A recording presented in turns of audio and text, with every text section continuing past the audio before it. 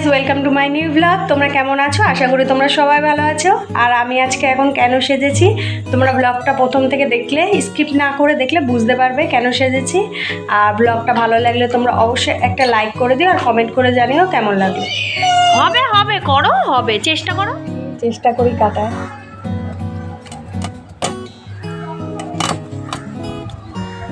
আগে বিয়ে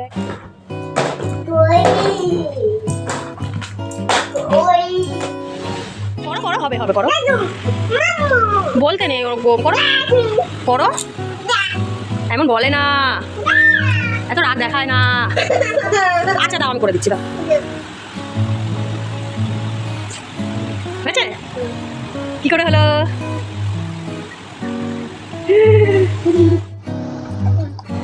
এখন বাজে সকাল 9টা আর আমার সব কাজকর্ম ফেলে এখন মহারানীর সাথে আমাকে খেলা করতে হবে। দেখো, এখন আমার বাবলসগুলো ফোলাতে হবে আর ওগুলো ফাটাবে। আর যখন আমি ওকে এইগুলো ওর হাতে ধরিয়ে দিচ্ছি, ও তো পারছে না, কি করবে এখন? ও তো খুব বিরক্ত হয়ে যাচ্ছে, বিরক্ত হয়ে কান্নাকাটি শুরু করে দিচ্ছে, হাত পা ছোটাছুটি করছে, ও তো পারছেই না। এই যে কি হলো, কে হাসে? হ্যাঁ মামা,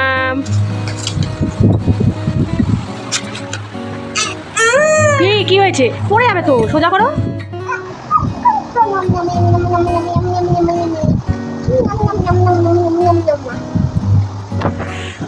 আর অবশেষে একটু হাসি ফুটেছে মুখে। আর আমরা এদিকে চলে এসেছি সকালের খাবারে।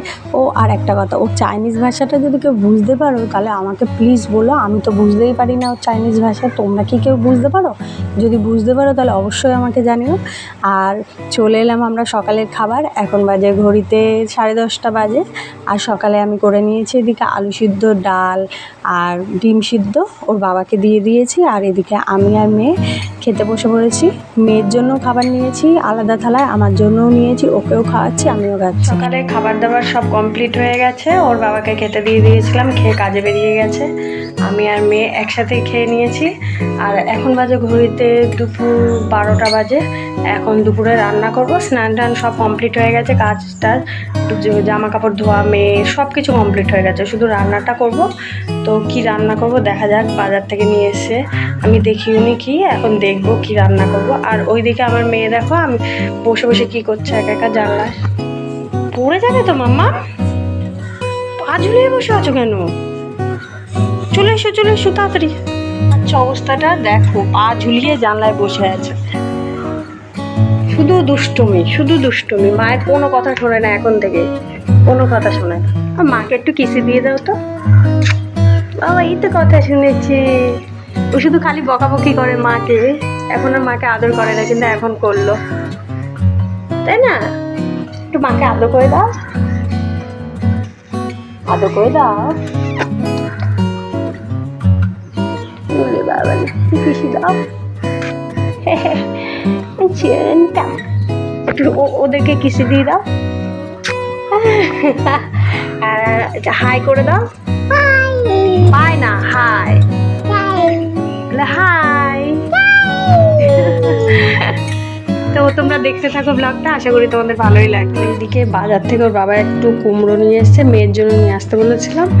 আর সাথে দেখছি পুঁই শাকও এনেছে। তো ভাবছি কুমড়ো, পুঁই শাক আর কাঁঠালের অল্প একটু আটি আছে দিয়ে একসাথে রান্না করবো। আর এইদিকে মাছ নিয়ে এসছে, মাছটাও করবো। আমি কিন্তু একদমই মাছ কাটতে পারি না, পারতাম না। বিয়ের আগে মা কাটতো আর বিয়ের পরে আমার শাশুড়ি মাই কাটতো, কিন্তু এখন একটু চেষ্টা করি মাঝে মাঝে, একদম না কাটলেই নয়, নইলে তো শিখতেই পারবো না। তো চেষ্টা করি যাতে পারি, কোনো কিছু চেষ্টা না করলে পারা যায় না।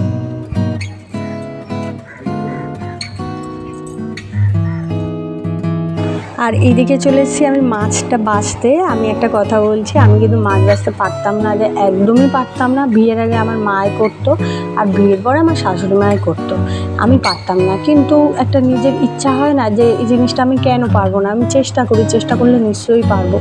তো চেষ্টা করার পর এখন মোটামুটি পারি, কিন্তু আমি বলছি অতটাও ভালো হয় না, কিন্তু মোটামুটি পারি, চলার মতো হয়ে যায়। আর এদিকে মাছটাও বাছা হয়ে গেছে, আর ওদিকে আমার মেয়েও দেখছে উঁকি মেরে যে মা কী করছে। আর শুধু মানে বাইরে বেরিয়ে আসার চেষ্টা করছে, ও তো ঘরে একটুও থাকে না, শুধু বাইরে ছোটাছুটি করে। আর একটু আমি বসিয়ে রাখতে পারি না। খোলা সিঁড়ি আছে আমাদের, কিন্তু রেলিং নেই, ও কিন্তু সিঁড়ি বেয়ে একা একাই চলে যায়, আমার তো খুবই ভয় লাগে। আর আমরা এখন চলে এসেছি সন্ধ্যাবেলা। আমি এদিকে সাজবো বলে সব কিছু বার করেছি, আর আমার মেয়ের অবস্থা দেখো, ওই সব কিছু পরে এখানে বসে আছে, ও সাজুগুজু করছে। আর এদিকে আমি শাড়িটা পরে নিচ্ছি। আমি এই শাড়িটা কিন্তু পরিনি বেশি, একবার না দুবার পরেছি। এই শাড়িটা আমার বাবা আমাকে দিয়েছিল পুজোর সময়, আমার খুব পছন্দের একটা শাড়ি। সাজছিলাম, এই শাড়িটা পরে নিয়েছি। তো তোমরা দেখতে থাকো ভিডিওটা কন্টিনিউ। শাড়িটা পরে আমাকে কেমন লাগছে তোমরা অবশ্যই কমেন্টে জানিও বন্ধুরা। আর এইদিকে মেয়ে আবার আমার হাতে বাবলস ধরিয়ে দিয়েছে, মা ভোলাও, তো ফুলিয়ে দিলাম, একটু খুশি হয়ে গেল। তখন আমি সাজছিলাম, এই কারণে আমি রিলস করব বলে।